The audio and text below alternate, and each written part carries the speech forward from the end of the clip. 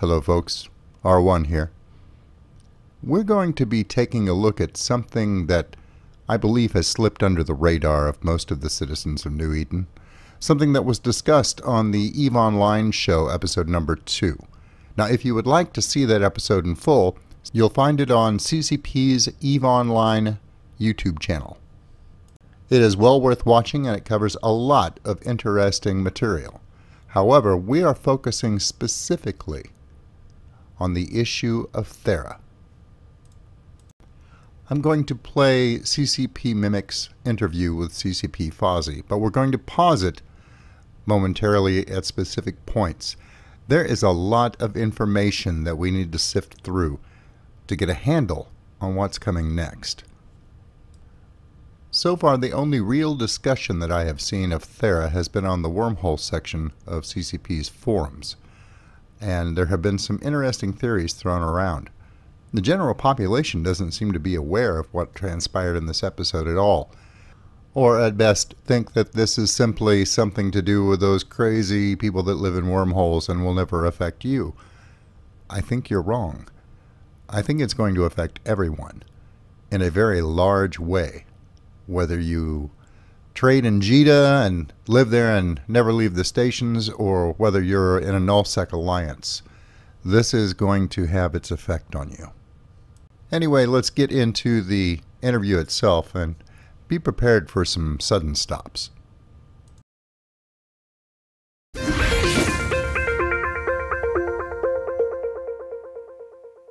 Hi and welcome back, and I have now convinced CCP FOZZIE to join me, and he's going to tell us a little bit about what happened in Phoebe, and also hopefully we'll get him to tell us a little bit more about what's happening and what's coming up in Rhea. We'll see if you play your cards right. If I play my cards right. Okay, I see how it is.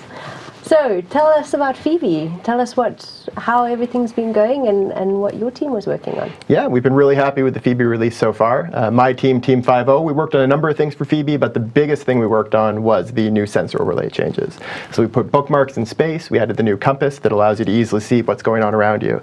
And the response to that's been great so far. It's been really good to see. It has. Everyone keeps going on about how beautiful the bookmarks are, yes, which is very true, and it's definitely makes life much easier. So yeah, they're very, very useful. One of the first things I did once we got it up on a test server with, on CCP, is I pulled up a character that had all of my old bookmarks from back before I was at CCP and looked around at how those were laid out in systems like Tama that I used to hang out in a lot. And it's really great to be able to see where all of your tactical bookmarks are. Yeah. My team's been watching videos that people have made and screenshots people have made, watching for how they're using the overlay, and it's been really great. There's a great screenshot from Tinker Hell of one of the systems that he had just absolutely packed with bookmarks. It's hilarious. It looked like the compass looked just completely white from all the bookmarks. Oh, wow, yeah. Okay. Well, that's great, and I'm really glad that everything's been going well for your team and everything that you've put in. But please tell us more about what's happening in Rhea. Yes, so we've been hard at work for the past couple of weeks on getting ready for the Rhea release, and we're going to be continuing to work on that.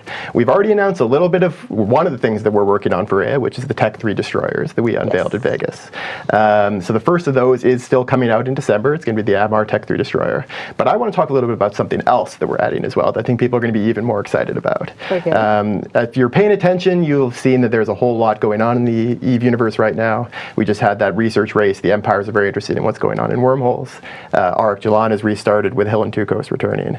There's a lot going on behind the scenes, and besides the new Tech 3 destroyer, another result of that is we're going to be adding more new space to New Eden in December. New space? Yes. So we're going to be adding a collection of new wormhole systems. They're all going to have some unique mechanics and features. There's one in particular that I want to highlight today, though, and it's a very special system we're calling Thera. So we have new wormhole systems coming with new mechanics and new features. Okay, at this point, it does sound like something focused specifically for the wormhole dwellers among us. But the name Thera itself is kind of interesting. Thera was actually an ancient city built atop a mountain on the Greek island of Santorini. It was originally colonized by individuals coming over from Sparta, and they chose the position of the city carefully, as the rugged terrain made it easily defensible and yet it was still breathtakingly beautiful. While the island was never considered a powerhouse in its own right, it did enjoy excellent trade relations with the more powerful nations around it. And because of its strategic positioning, at one point in time, it was the base for the Ptolemaic wartime fleet for the entire Aegean Sea. Over time, its population shifted to be primarily composed of Greek soldiers and officers, many of whom retired there, and Egyptian mercenaries, creating a rather unique and diverse culture. In fact, many of its citizens went on to become quite influential in the political and religious circles of the entire region. Keep all this in mind as you listen to the rest of this interview. We think Thera is going to be one of the most popular and kind of most iconic systems in EVE in the future. It's going to be the first ever named wormhole system. It's going to be a wormhole system that has stations in it, NPC stations. Okay, and what do you think it's going to become? What is the idea behind this, and what are you hoping that this will achieve? Yeah, so this is a system that we wanted to give people a new type of place to live. In a lot of ways, this is the kind of fifth type of space in EVE. We have high sec, low sec, null sec, wormhole space. And Thera is going to be something that's kind of a combination of a lot of those to make something new. So it's not going to have local, it's going to be null sec just like wormhole space. It's going to have sleeper sites in it.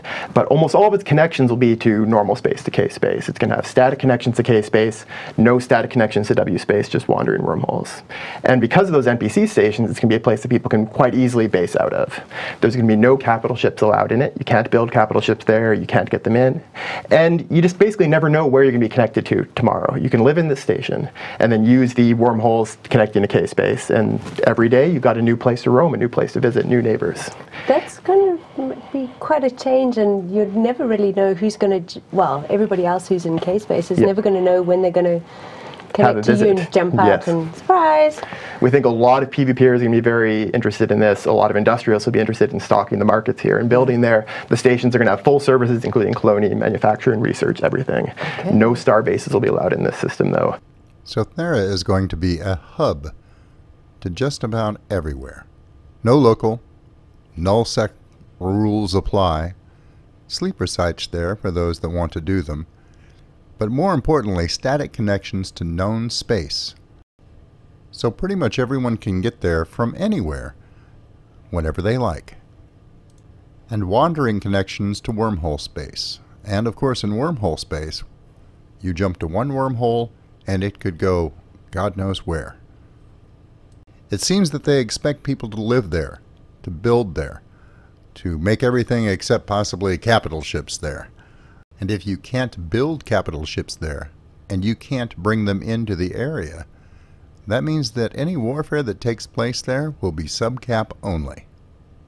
And since there will be no possibility of building your own POS there, you have nowhere to hide.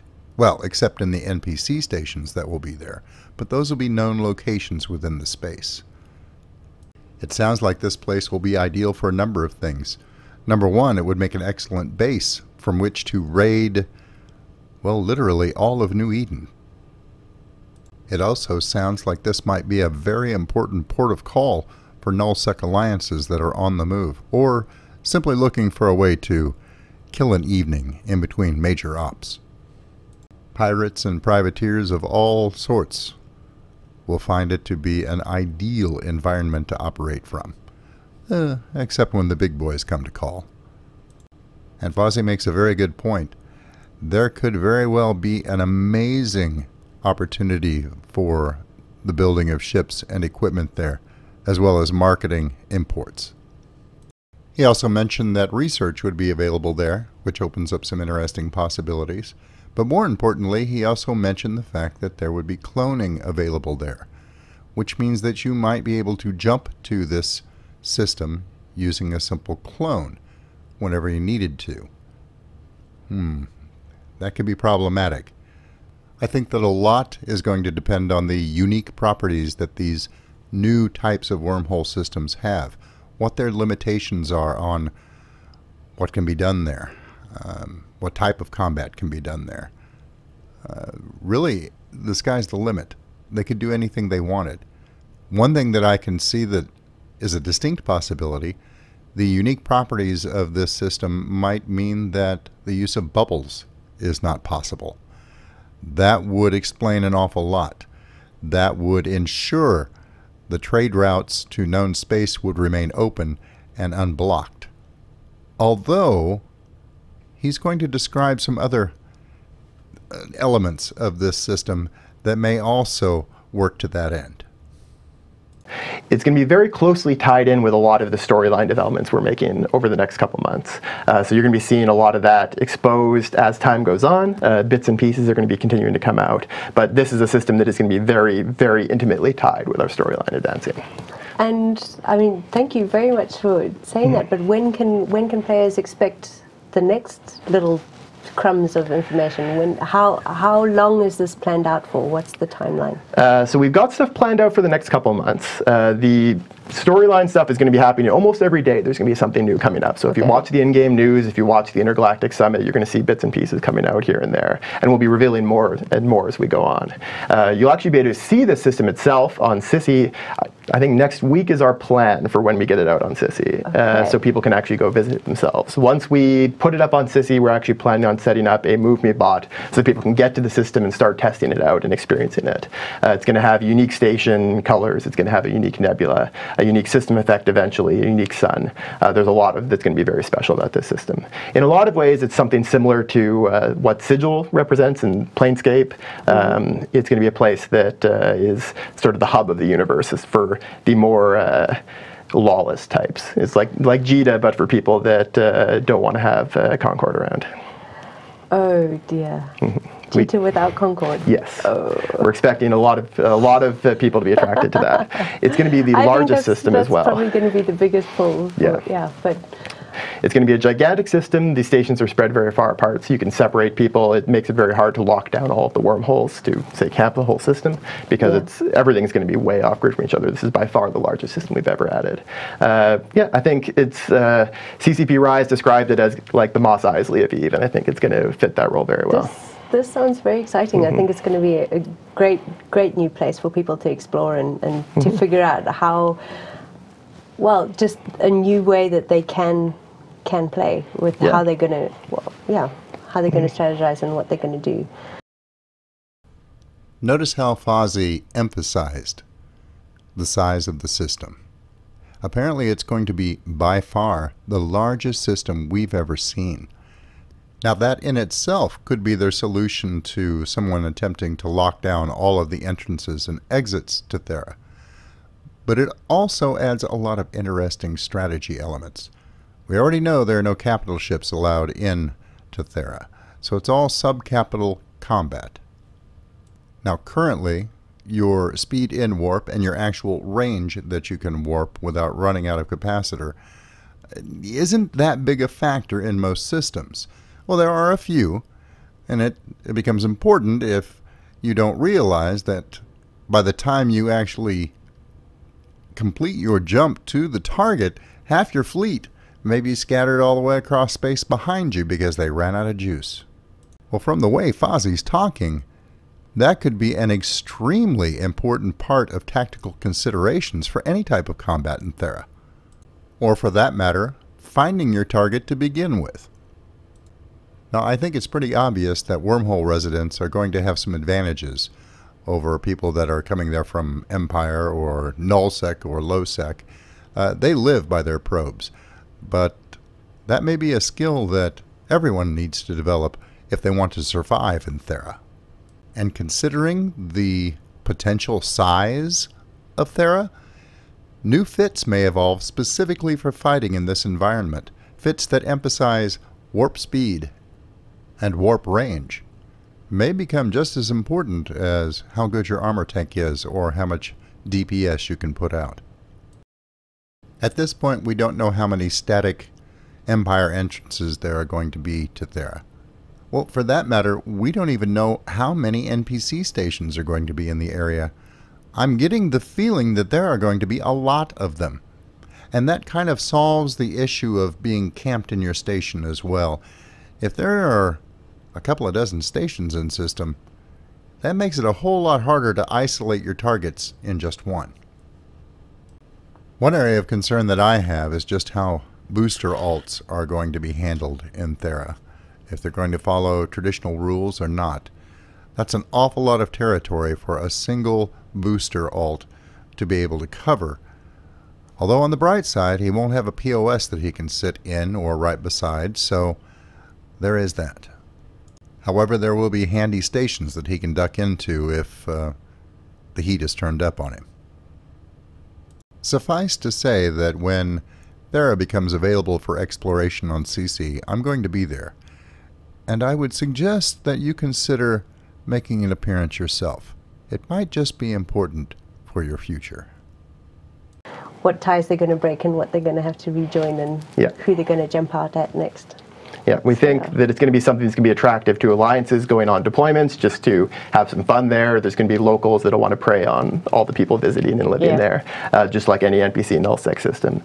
We expect there's going to be people that go to visit it to see the unique visuals. Lore fiends are going to love it. Not only is it very heavily tied to the storyline we're going to be putting out in dev blogs and chronicles and news reports, but there's also going to be landmark sites all throughout the system that give hints of the history of it, because it's this is a system that's always been there, you just haven't had access to it before.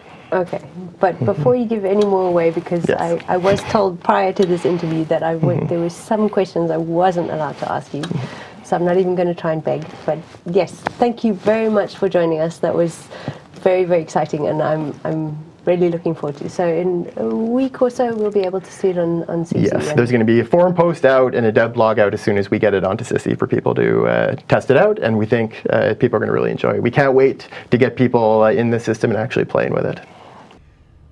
Yes, this Thera of New Eden is beginning to sound an awful lot like ancient Thera here on Earth. It will be interesting to see just how much of an impact this new system, this new type of space, this fifth space, is going to have on all of us living here in New Eden. I'm going to let you go for now, and until I see you folks again, good hunting.